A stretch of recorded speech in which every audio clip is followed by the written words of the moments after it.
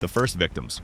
Wrong turn already starts in a brutal way. Two young people, Rich and Hallie, are climbing an isolated mountain in West Virginia. Before even helping Hallie climb up, Rich is attacked by something we don't see. His body falls from the top and the mood changes instantly. Hallie even tries to escape after falling from up there, but she ends up trapped in barbed wire and disappears into the forest.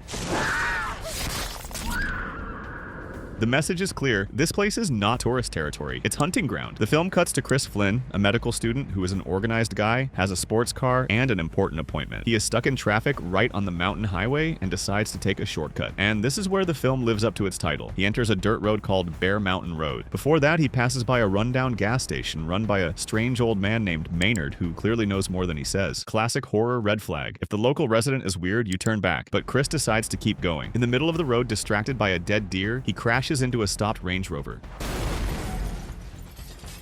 And there are the other protagonists, Jesse, Carly, Francine, Evan, and Scott, a group of college students who were going camping. The reason the car is stopped is sinister. Barbed wire stretched across the road blew out the tires. That wasn't an accident, but a trap. From here on, the film assumes its simplest possible structure. Young people isolated in a huge forest with invisible predators. While Evan and Francine stay near the cars, Chris, Jesse, Scott, and Carly go look for help. And then the dismantling of the group begins. Evan hears a noise in the woods and disappears. He was killed. Francine finds only his ear on the ground. It's a quick image, but enough to understand what happened. She doesn't last long either. One of the killers appears behind her and kills her using the same barbed wire that started everything. Here, not even 20 minutes of the film have passed, and there have already been 4 deaths. The film does not exaggerate in graphic violence like the sequels would later do. The rest of the group finds an isolated cabin, and when they enter, they realize that it is not an ordinary house. There are too many car keys, glasses, and human parts hanging as if they were stock. It is the moment when it finally sinks in. They are in a place with dangerous people, and they go back home. That's how we meet. Three Finger,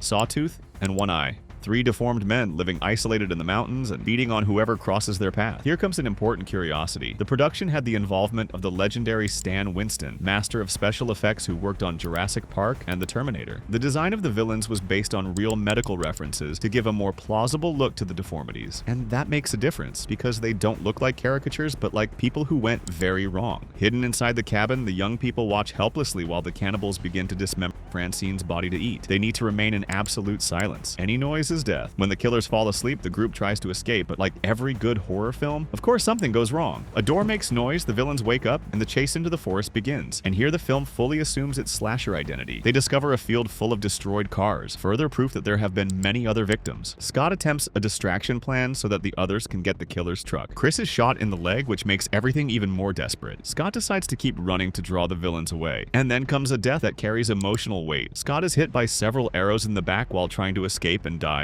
while Carly watches everything from afar. It is the moment when the film makes it clear that there is no traditional hero. Whoever stays behind dies. Jesse, Carly, and Chris continue to a forest observation tower. Climbing up is difficult, but at the top they find an old radio. They manage to make contact, but ironically, the noise from the radio gives away their position to the killers. The villains surround the tower and, unable to get in, decide to set the structure on fire. The solution? Jump into the trees. It is absurd, it is risky, but it works.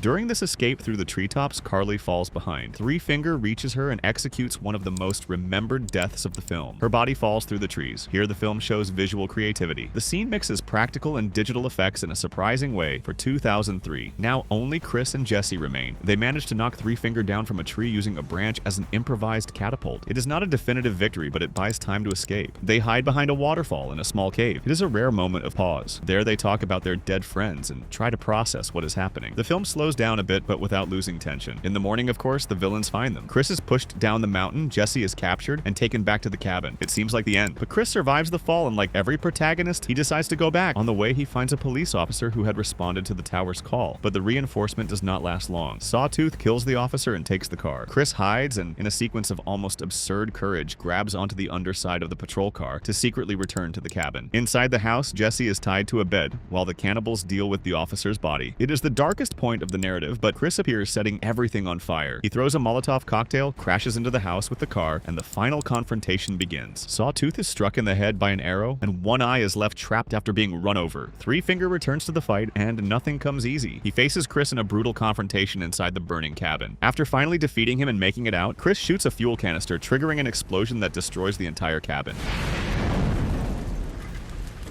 They escape using the killer's truck. On the way back, they pass again by Maynard's gas station. Chris grabs the map and finally leaves that place, but Wrong Turn does not close that easily. In the post-credits scene, a police officer investigating the cabin's remains is surprised by Three Finger, who survived, and his high-pitched laugh makes it clear this is not over. And that is the death that closes the first film. Wrong Turn was born in a time dominated by franchises like Saw and Final Destination, but unlike the exaggerated sequels that would come later, the first film is more contained. The choice to keep Three Finger as the only recurring villain of the franchise was strategic. He is very striking. While Sawtooth and One Eye die here, Three Finger becomes the link between the films. The first Wrong Turn works precisely because it is simple. Young people, a wrong decision, total isolation, but the franchise only truly stood out and became a reference in the second film, and that is exactly the one we are going to talk about now. Infernal reality show. If the first movie was more restrained, the second film in the franchise, Wrong Turn 2, Dead End, does the opposite, and that's clear from the very first scene. Kimberly is driving through rural West Virginia. She's a celebrity trying to get to the set of a reality show called Ultimate Survivalist. She's lost, irritated, and arguing on the phone until she runs over a teenage boy in the middle of the road. She stops to help while the boy appears seriously injured, but suddenly he bites her lips and rips a piece off. That wasn't an accident, it was a living trap. She tries to escape but runs into Three Finger on the road, and here the film fully embraces the violence. He kills her with an axe.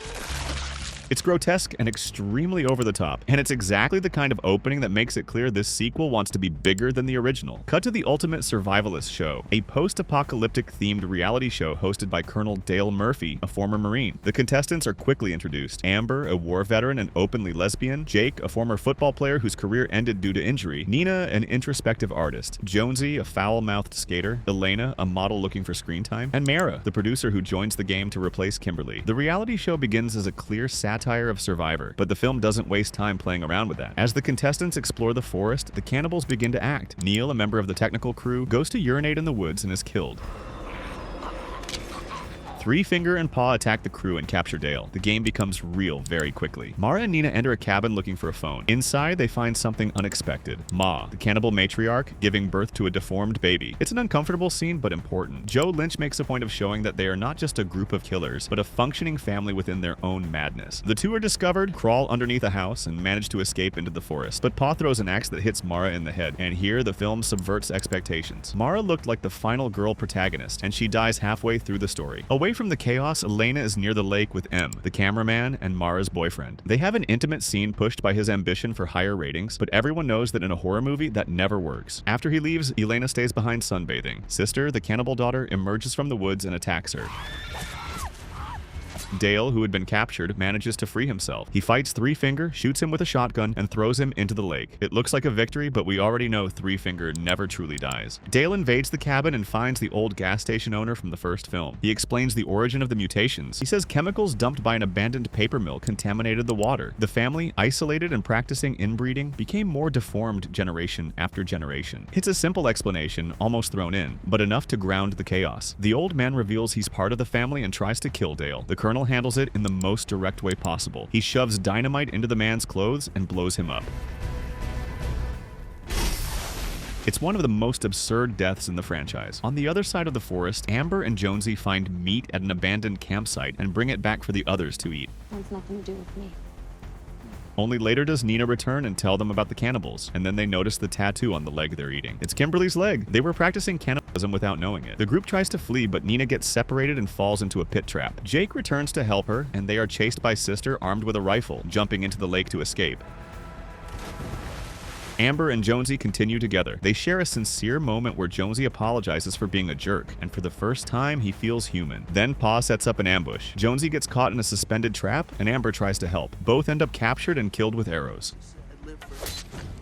It's a double impact that closes his small redemption arc. Nina and Jake reach the abandoned paper mill. That's where the contamination began. They find a warehouse full of stolen cars from previous victims. They find the show's trailer. Jake enters and sees, via live transmission, Ma decapitating M. The death happens mostly off-screen, focusing more on the reaction than the act, but it's still heavy. The cannibals capture Jake and Nina and prepare a macabre dinner, clearly inspired by the Texas Chainsaw Massacre. Nina is placed in the main chair like a forced guest of the family. That's when Dale returns. He builds arrows with improvised dynamite and attacks the family during dinner. Brother is hit with one of the explosive arrows and dies along with Sister in a brutal explosion. Dale frees Nina and Jake, but Pa shoots him with an arrow. Ma uses a sharpened chain to kill him.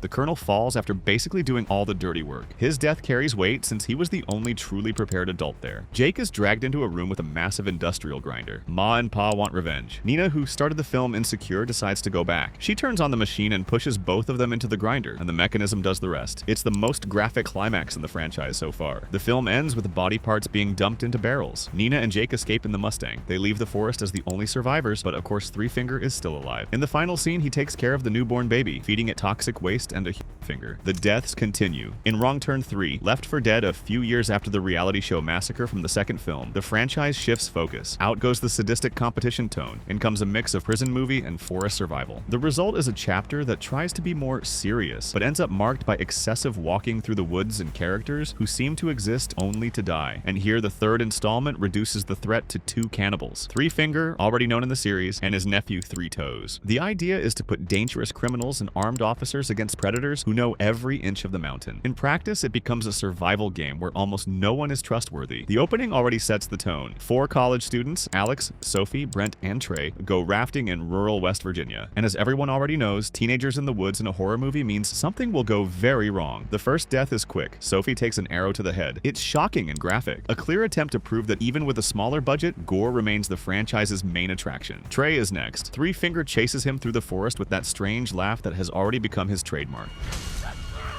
Trey trips and Three Finger seizes the moment to drive a metal spear into his mouth. Brent tries to escape but triggers a wire trap. The mechanism cuts him into 3 pieces. It's one of the most elaborate deaths in the film, and interestingly, one of the director's favorites. Alex is the only one who survives the prologue. 2 days later, the focus shifts completely. Now we're inside a prison. We meet guard Nate Wilson, alongside Walter and Officer Preslow. Among the transferred prisoners is Carlo Chavez, leader of a criminal organization. There's also Floyd, an unstable neo-Nazi, Crawford, a car thief, and Brandon, a former Marine who claims to be innocent. An important detail, Willie is actually an undercover federal agent. The transport bus takes an alternate route through Greenbrier County. What no one knows is that they are heading straight into Three Fingers territory. The attack begins with barbed wire wrapped around the bus tire. The vehicle loses control and crashes off the road. The crash scene is one of the rare moments when the film truly delivers energy. The crew even buried cameras in the hillside to capture the impact more viscerally. During the chaos, Preslow is stabbed and killed. Chavez takes control of the situation and holds Nate and Walter hostage. They move through the forest until they find Alex hiding. She confirms what the audience already knows. There's a mutant cannibal in the area. The group finds an abandoned armored truck full of money. The presence of money changes everything. The focus shifts from just surviving to escaping rich. Nate finds a gun in the truck and gives it to Walter, who tries to act like a hero and shoots Chavez, but the gun is empty. The failed attempt results in Walter's immediate execution. Chavez shoots him without hesitation. Soon after, Three Toes appears. He triggers a trap but is overpowered by the criminals. Floyd holds him down and Chavez decapitates him off screen. His head later appears impaled as a provocation to his uncle. It's a symbolic death because for the first time, the humans seem to have the advantage, but that reversal doesn't last long. Willie triggers a trap that releases blades and kills him. The scene is grotesque. Still chained to the others, Chavez cuts off his leg to free himself. The scene reinforces the cruelty of the prisoners, who begin to seem as monstrous as the main villain. Crawford tries to steal Three Fingers' truck but is caught in a barbed wire net and dragged down the road. Sheriff Calvin Carver, who was investigating the crash, finally crosses paths with the group. He also encounters Three Finger, who throws a spear.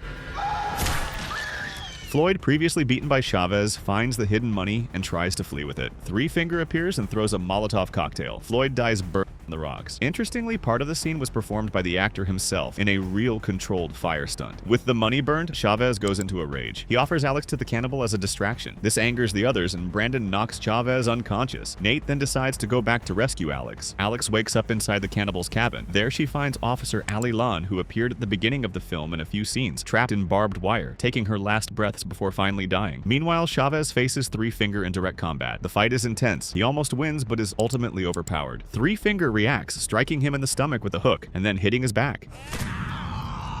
To finish it off, the cannibal consumes his brain. It's the most impactful death in the film and symbolizes horror triumphing over human criminality. Nate invades the cabin and rescues Alex. She manages to stab Three Finger in the back with a spear, and they think the cannibal is finally dead. The two leave in his pickup truck, but like every good horror movie, says he's not dead yet. Three Finger appears on the road. In the panic, he climbs onto the moving truck bed and tries to break into the cabin. The vehicle crashes into a tree and catches fire, but Brandon reappears and helps Alex and Nate. But then our never-dying psychopath shows up again. This time, Nate Nate manages to kill Three Finger with a hook. Brandon is then allowed to leave under the promise that he will be reported as dead. By morning, the marshals arrive for rescue, but the film still holds one final betrayal. Sometime later, Nate returns to the forest to retrieve the remaining money from the armored truck. Brandon appears and kills him with an arrow to the back. Greed wins. While Brandon collects the money, an unknown cannibal appears behind him. The screen cuts, but the sounds clearly indicate his death.